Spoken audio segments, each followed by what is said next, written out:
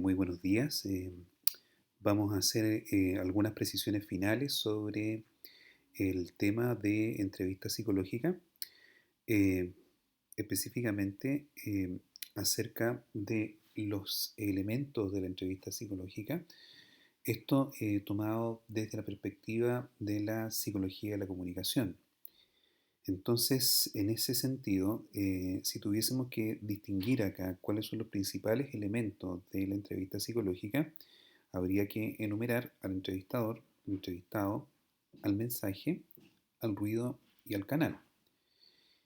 Y una vez hecho este ejercicio,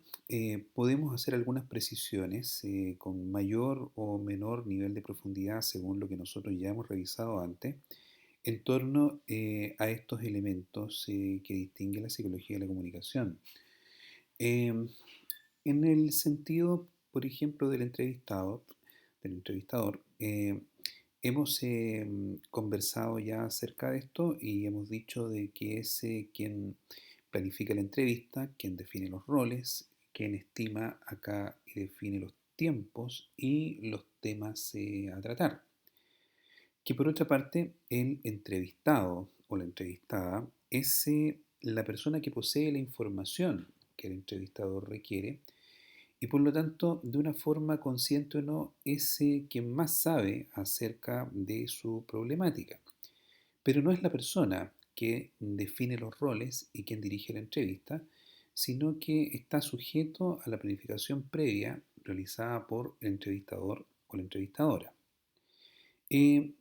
una de las cosas que podemos precisar que tal vez no hayamos abordado antes es la necesidad de hacer distinciones en cuanto a los atributos de personalidad que puedan tener los entrevistados, tales como hipotetizar de que las personas puedan tener más bien un carácter más bien tímido, o bien por otra parte más agresivo, o pueden ser sujetos un poco más manipuladores, o pueden ser sujetos que mienten y en ese sentido sean embusteros durante la entrevista. ¿Qué utilidad puede tener realizar estas suposiciones durante la entrevista? Por supuesto de que no la de atribuir alguna condición moral específica a las personas, eh, aspecto con el que hay que ser muy cuidadoso, sino que esto puede ser de utilidad concreta durante el periodo específico de la entrevista, en el sentido de que debe también invitar a que la persona del entrevistador asuma ciertas acciones. Es decir, las personas, por ejemplo, que tienen un carácter un poco más tímido y a quienes les cuesta, por ejemplo, verbalizar, invitan, por lo tanto, a la persona del entrevistador a generar un clima de mayor apertura, a generar un clima de mayor confianza, a partir de la cual la persona se pueda sentir en un espacio más seguro y pueda de alguna manera abandonar esta condición de timidez. Muy por el contrario, las personas, por ejemplo, que se presentan de una forma más agresiva, con un carácter un poco más frontal, necesitan, por ejemplo, ser escuchados por un breve periodo de tiempo, pero después a partir de ello invitan también a la persona del entrevistador a adoptar una postura en la que se apliquen ciertas distancias, ciertas reglas y que se marquen tal vez con mayor acentuación los límites dentro de la entrevista. Por otra parte, las personas que son más manipuladoras suelen ser, por ejemplo, em, personas excesivamente empáticas, personas que pueden, por ejemplo, conectarse fácilmente también con los propios estados de ánimo del entrevistador y en ese sentido manipular y llevar al entrevistador a su propio terreno para sus propios fines. Por lo tanto, lo que se requiere acá es estar extremadamente alerta y consciente de esta situación y no ser excesivamente empático y no ofrecer demasiadas cosas durante el periodo de la entrevista. Finalmente, hay personas que tienden a mentir, pero a mentir en un sentido bien sutil, en un sentido, por ejemplo, a veces de exagerar, por ejemplo, ciertas situaciones durante la entrevista a que si son consultados, por ejemplo, pueden a veces exagerar determinados aspectos o por el contrario a veces minimizar otros, donde el caso extremo de esta situación puede ser encontrarse con personas que sean simuladores, simuladoras. Eh, Frente a esto, lo recomendable es no confrontar de manera inmediata y de una manera frontal a las personas, sino hacerles ver de que ustedes están conscientes de que la persona está exagerando, minimizando o está simulando una situación y entender de que ustedes no se van a dejar llevar por esta falsificación de una manera clara, pero sin tampoco confrontar de una manera tan eh, directa a las personas, porque muchas veces detrás de esta especie de falsificación durante la entrevista se esconden también situaciones en las que las personas buscan protegerse a sí mismas, utilizar estas estrategias como una especie de mecanismo de defensa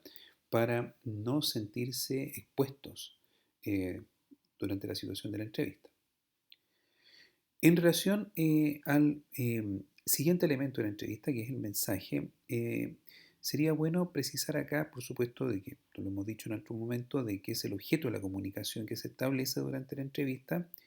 es la información en sí que circula durante la entrevista entre el emisor y el receptor, frente a lo que cabría precisar acá, que debe existir un nivel de coherencia entre la comunicación verbal y no verbal,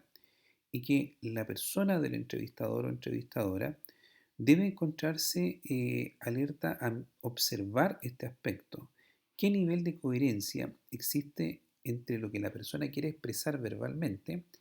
y lo que la comunicación no verbal o analógica también expresa?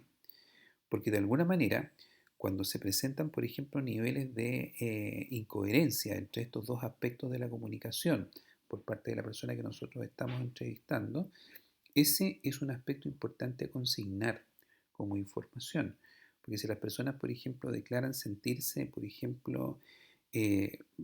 bien, cómodas, alegres incluso frente a un aspecto, mientras que si, por ejemplo, la comunicación no verbal como la postura o la prosodia, la inflexión del tono de voz indican otra cosa, quiere decir que ahí hay algo que no está bien y hay algo que habría que explorar después. Respecto al otro elemento que es el ruido y que se refiere directamente a la interferencia en el medio que rodea la entrevista, claramente esto puede bloquear la comunicación entre el entrevistador y el entrevistado, donde uno de los aspectos del ruido que son más importantes de consignar acá se refiere a la interferencia que provocan las propias emociones o el propio contenido mental del entrevistador o la entrevistadora, en el sentido de que esto puede afectar mi concentración durante el proceso de la entrevista, donde puede que parte de mí no esté situada completamente en el momento de la entrevista por distintas razones. Entonces, frente a eso, hay que hacer un esfuerzo eh, por mantenerse concentrado durante la entrevista y también hacer sentir a la persona del entrevistado de que estamos con esos niveles de concentración, para lo cual es importante de que nosotros nos encontremos a ver, en un estado de conciencia que permita el control de ese contenido mental, el control de esas emociones que puedan interferir negativamente el proceso de la entrevista. Y por último, para referirse al siguiente elemento de la entrevista, para referirse al canal, que es el medio por el cual se transmite este mensaje, hacer la distinción muy clara entre un contenido verbal y un contenido no verbal. Eh, Ante lo cual, por supuesto, ambos niveles, el contenido en este caso verbal como el contenido no verbal, son relevantes,